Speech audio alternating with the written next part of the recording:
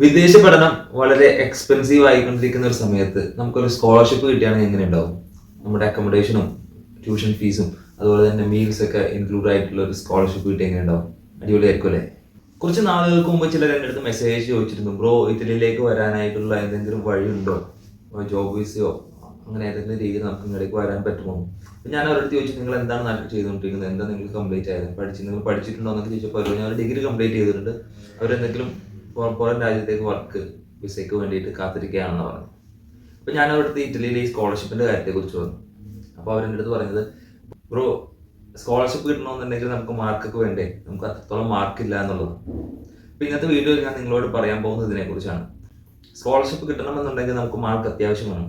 എന്നിരുന്നാലും ഈ ഒരു സ്കോളർഷിപ്പിൻ്റെ പ്രത്യേകത എന്ന് വെച്ചിട്ടുണ്ടെങ്കിൽ മാർക്ക് മാത്രമല്ല, നമ്മുടെ ഫാമിലിയുടെ ഇൻകം ബേസ്ഡ് സ്കോളർഷിപ്പാണ്.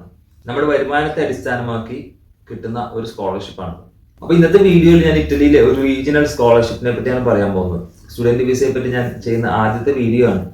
യൂട്യൂബിൽ ഇതിനെപ്പറ്റി ഒരുപാട് വീഡിയോസ് ഓൾറെഡി ചെയ്തിട്ടുണ്ട് പലരും. എന്നിരുന്നാലും ഇനിയും ഒരുപാട് പേർക്ക് ഇതിനെപ്പറ്റി അറിയണമെന്ന് ആഗ്രഹമുള്ളത് കൊണ്ടാണ് ഞാൻ ഈ വീഡിയോ ചെയ്യുന്നത്. അപ്പോൾ ഈ വീഡിയോ മുഴുവനായിട്ട് കാണാൻ ശ്രമിക്കുക.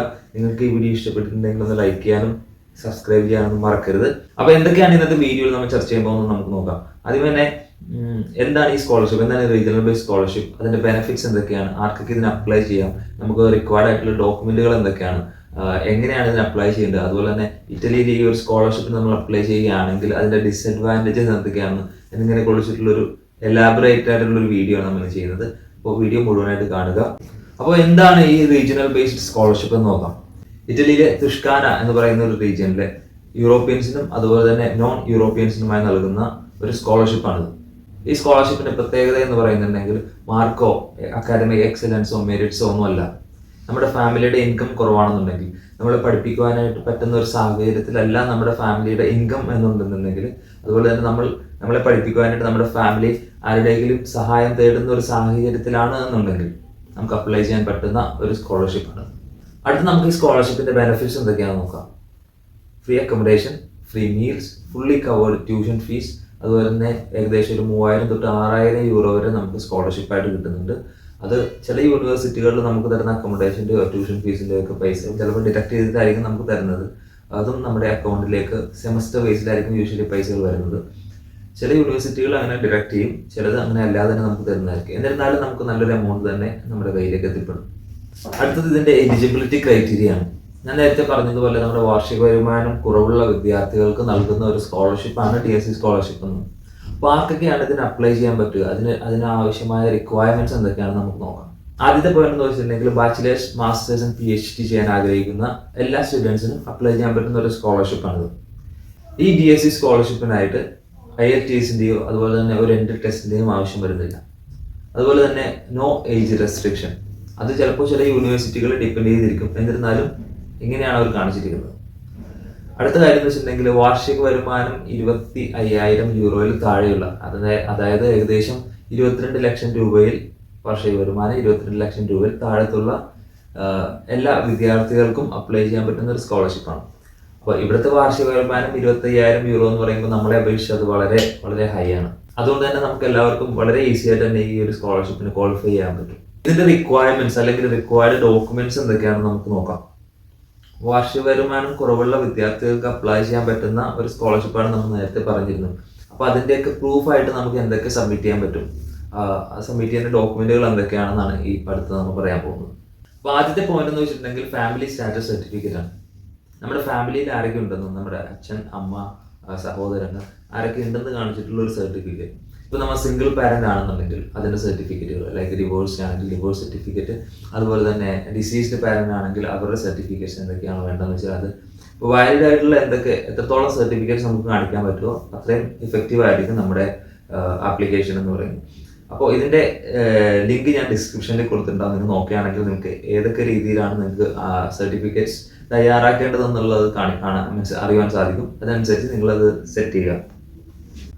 അടുത്തതായി വേണ്ടതെന്ന് വെച്ചാൽ നമ്മുടെ ഇൻകം സർട്ടിഫിക്കറ്റ് ആണ്. നമ്മുടെ ഫാമിലിയിൽ ആരൊക്കെ ഉണ്ട്, എത്ര പേർ പണിക്ക് പോകുന്നുണ്ട്, അപ്പോൾ അതെല്ലാം കാണിച്ചുകൊണ്ടുള്ള വരുമാന സർട്ടിഫിക്കറ്റ്. എംപ്ലോയർ നൽകുന്ന വരുമാന സർട്ടിഫിക്കറ്റ് നമുക്ക് കാണിക്കേണ്ടതായിട്ടുണ്ട്. ഇപ്പോൾ ആരെങ്കിലും ജോലി ഇല്ലാത്തവരുണ്ടെങ്കിൽ അത് മെൻഷൻ ചെയ്തിട്ടുള്ള സർട്ടിഫിക്കറ്റ്സ്. അപ്പോൾ സർട്ടിഫിക്കറ്റ്സ് ആണ് മൊത്തം ഇവിടെ ഇമ്പോർട്ടൻ്റ് ആയി വരുന്നത്. അടുത്ത പോയിന്റ് എന്ന് പറയുന്നത് പ്രോപ്പർട്ടീസ് ആണ്. നമ്മുടെ ഫാമിലിയിൽ ഓരോരുത്തരുടെയും പേരിൽ എത്രത്തോളം പ്രോപ്പർട്ടികൾ ഉണ്ടെന്നും അതിന്റെ ഉടമസ്ഥാവകാശം ആരുടെ കയ്യിലാണെന്നും കാണിച്ചുള്ള സർട്ടിഫിക്കറ്റ് നമ്മൾ കാണിക്കേണ്ടതായിട്ടുണ്ട്. ഇപ്പൊ നമ്മുടെ കയ്യിൽ പ്രോപ്പർട്ടികളൊന്നും ഇല്ല എന്നുണ്ടെങ്കിൽ അതിന്റെ പ്രൂഫ് നമ്മൾ കാണിക്കണം. അതുപോലെ തന്നെ നമ്മളിപ്പോൾ വാടക വീട്ടിലാണ് താമസിക്കുന്നുണ്ടെങ്കിൽ കരാറും മറ്റു കാര്യങ്ങളും മെൻഷൻ ചെയ്തുകൊണ്ടുള്ള സർട്ടിഫിക്കറ്റ്സ് നമ്മൾ കാണിക്കേണ്ടതായിട്ട് വരുന്നുണ്ട്. അടുത്തതെന്ന് പറയുന്നത് മൂവബിൾ പ്രോപ്പർട്ടീസ് ആണ്. നമ്മുടെ ബാങ്ക് അക്കൗണ്ട്, ഏതെങ്കിലും തരത്തിലുള്ള നിക്ഷേപം, അതുപോലെ തന്നെ ക്രെഡിറ്റ് കാർഡ് തുടങ്ങിയവ എല്ലാത്തിൻ്റെയും പ്രൂഫ് നമ്മൾ കാണിക്കേണ്ടതായിട്ട് വരുന്നുണ്ട്. മുകളിൽ പറയുന്ന സർട്ടിഫിക്കറ്റ് എല്ലാം നമ്മൾ കളക്ട് ചെയ്തതിനു ശേഷം അത് ഇറ്റാലിയൻ ഭാഷയിലേക്ക് ട്രാൻസ്ലേറ്റ് ചെയ്യുകയും അതുപോലെ തന്നെ ഇന്ത്യയിലെ ഇറ്റാലിയൻ ഡിപ്ലോമാറ്റിക് അതോറിറ്റിയുടെ ലീഗലൈസേഷന്റെയും ആവശ്യമായി വരുന്നുണ്ട്.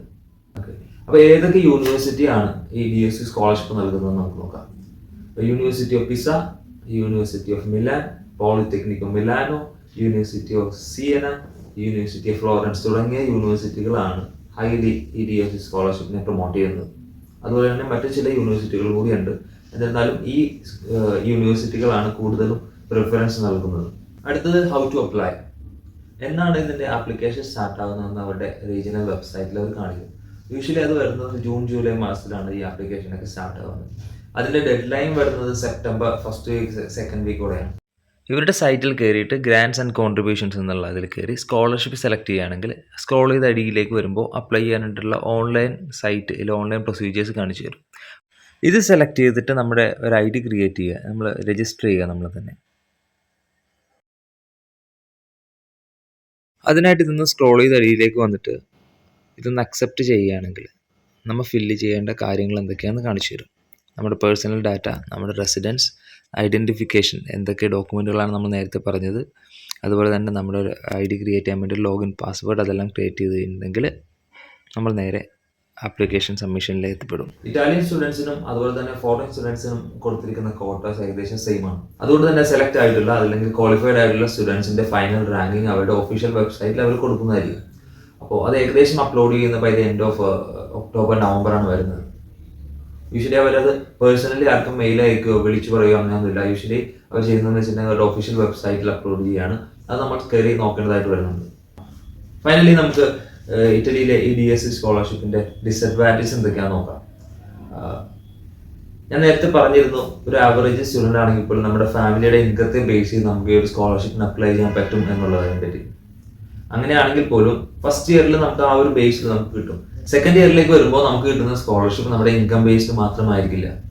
പകരം നമ്മുടെ അക്കാദമിക്കിൽ നമ്മൾ എങ്ങനെ പെർഫോം ചെയ്തു, അതുപോലെ നമ്മുടെ ആവറേജ് അറ്റൻഡൻസ് അവർ തരുന്ന ഒരു കൗണ്ടറിൽ മീറ്റ് ചെയ്തിട്ടുണ്ടോ എന്നൊക്കെ നോക്കിയിട്ടായിരിക്കും നമുക്ക് കിട്ടുന്ന സ്കോളർഷിപ്പ്. രണ്ടാമത്തെ ഡിസഡ്വാൻറ്റേജ് എന്ന് വെച്ചിട്ടുണ്ടെങ്കിൽ നമുക്ക് എല്ലാവർക്കും അറിയാവുന്ന ഒരു കാര്യമാണ്, ഇറ്റലിയിലേക്ക് വിസ റിജക്ഷൻ ഹൈ ആണ്. എന്നിരുന്നാലും ട്രൈ ചെയ്യുക. അപ്പോൾ ഇത്രയുമാണ് ഇന്നത്തെ വീഡിയോ ഞാൻ നിങ്ങളോട് പറയാൻ ആഗ്രഹിക്കുന്നത്. ഇതുമായി ബന്ധപ്പെട്ട എല്ലാ ലിങ്കുകളും ഞാൻ എൻ്റെ ഡിസ്ക്രിപ്ഷനിൽ കൊടുത്തിട്ടുണ്ടാവും. അപ്പോൾ നിങ്ങൾ ഇത് അപ്ലൈ ചെയ്യുക, സ്കോളർഷിപ്പിന് ക്വാളിഫൈ ആകുക.